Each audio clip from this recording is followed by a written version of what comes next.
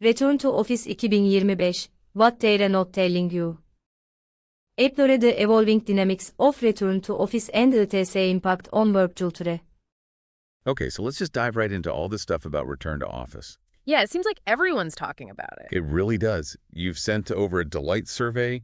This time looks like focusing on chief legal officers, and then some pretty intense discussions from Reddit, Rouse Corp, and remote work. And then an article here analyzing RTO trends projected all the way out to 2025. So looks like you're looking for some serious insight here, and we are going to try to deliver it. Let's unpack it. All right, so first, why don't we start with this Deloitte survey?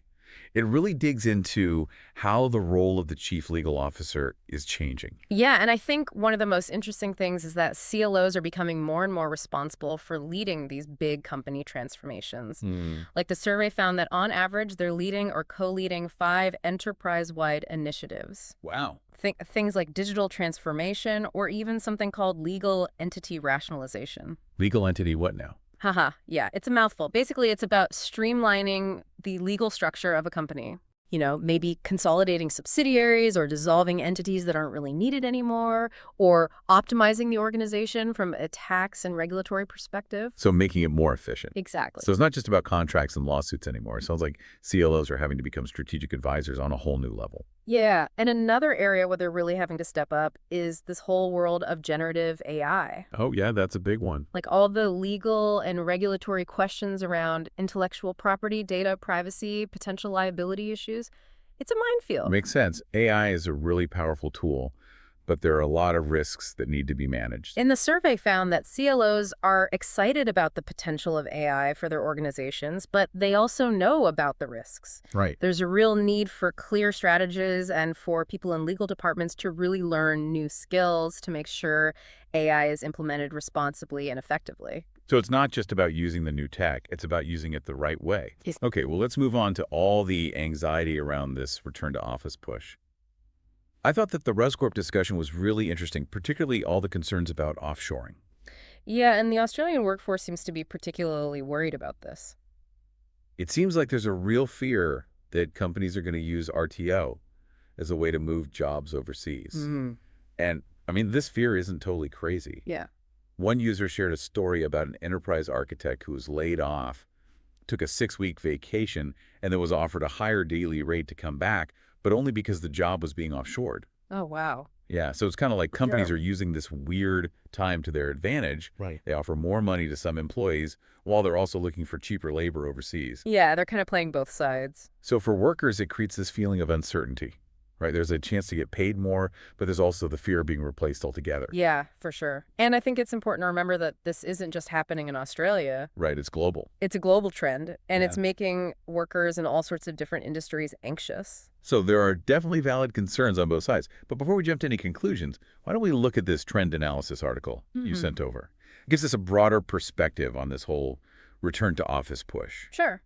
Yeah, this article highlights a few key factors that are driving the trend, including the rise of hybrid work models, industry-specific preferences, and then, of course, how employees are responding in different ways. Right, and it emphasizes that there's no one solution that will work for every company. Right. Companies are trying out all these different models, but communicating clearly, being flexible, and focusing on employee well-being, all of that is really important for it to be successful. Yeah, I think that's key.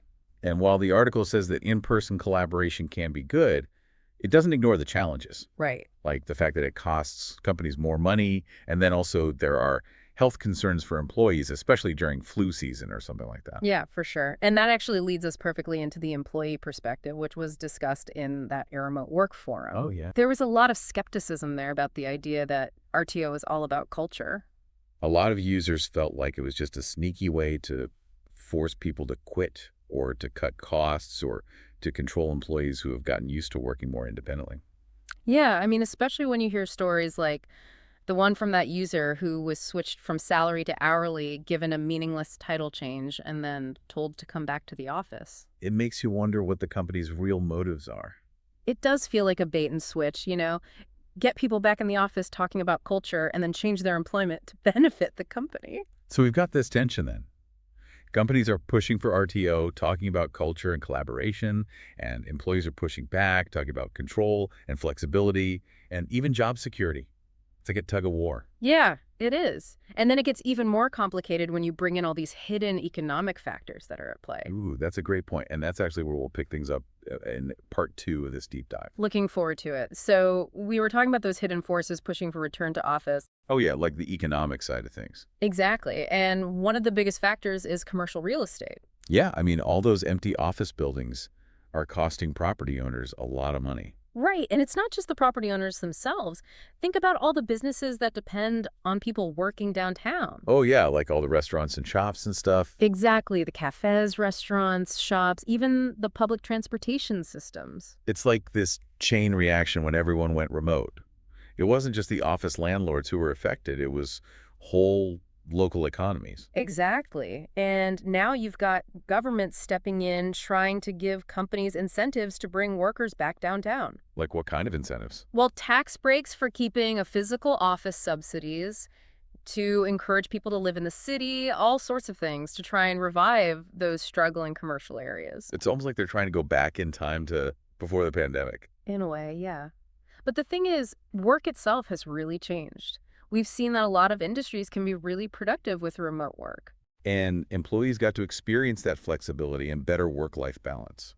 Right. Once you've had that, it's hard to go back to the old way of doing things. So just telling people they have to go back to the office seems kind of out of touch. Yeah, and it's no wonder that so many employees are pushing back against the long commutes, the micromanaging, and the disruption to their routines. It's like they're trying to force something that doesn't fit anymore. Exactly. Yeah. So if the traditional office is becoming a thing of the past, what are the alternatives? What does the future of work actually look like? Yeah, that's the big question, isn't it? Ah.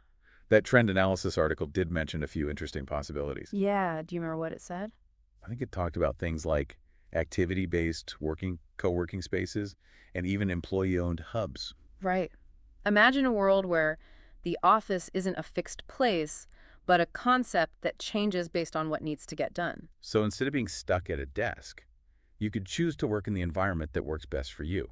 Exactly. Need to focus on something by yourself. Find a quiet spot, have a big brainstorming session coming up, go to a collaborative space, want to connect with colleagues in a more relaxed way, head to the communal area. Sounds pretty ideal. A work environment that's actually designed for different people and different ways of working. And this isn't just a fantasy. Companies are already trying out these ideas. We're seeing these new flexible workspaces popping up that try to cater to all sorts of needs. And some organizations are going fully remote with no central office at all. Wow, that's a huge change.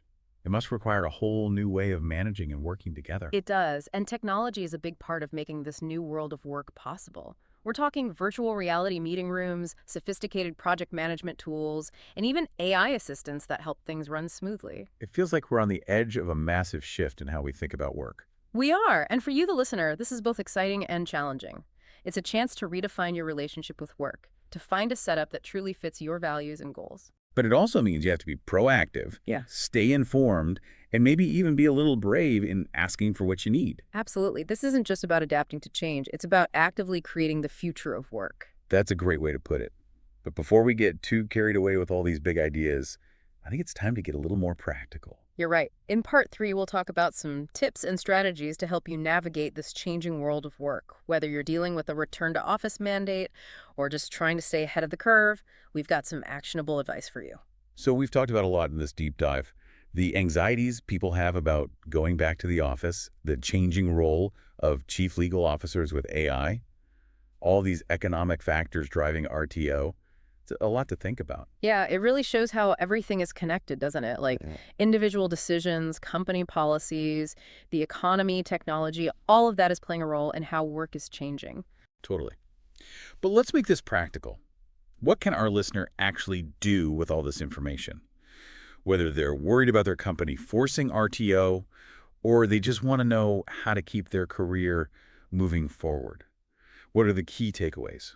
Well, I think the most important thing is to be informed. The more you know, the better prepared you'll be to handle all these changes. Right, so stay up to date on what's happening in your industry.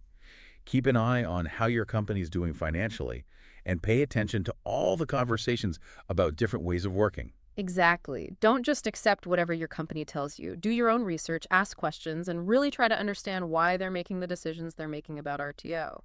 So don't be passive. Right, and don't be afraid to speak up for yourself. If you're doing great work remotely, make sure your manager knows that. Show them the data on how productive you are and explain how it benefits the company. Sometimes having those numbers to back you up can be more convincing than just saying how you feel. It does. And even if your company is pushing for everyone to be back in the office full-time, see if you can negotiate a hybrid schedule. Okay, so maybe you come in for important meetings and collaborative work, but you still have the flexibility to work remotely when you need to focus. Exactly. It's about finding that balance that works for both the employee and the employer. So flexibility is key. Yes. And flexibility isn't just about where you work, but when you work, too. Look into things like flex hours or a compressed work week. Those can be really helpful for people who have kids to take care of or who just like having more control over their time. Definitely. And if your current company just isn't willing to budge on these issues, don't be afraid to start looking for a new job. The job market is tough, but there are companies out there that are embracing remote work, flexible arrangements, and cultures that put employees first. So keep those resumes updated and those LinkedIn profiles polished. Exactly. This is also a really good time to invest in learning new skills and developing professionally.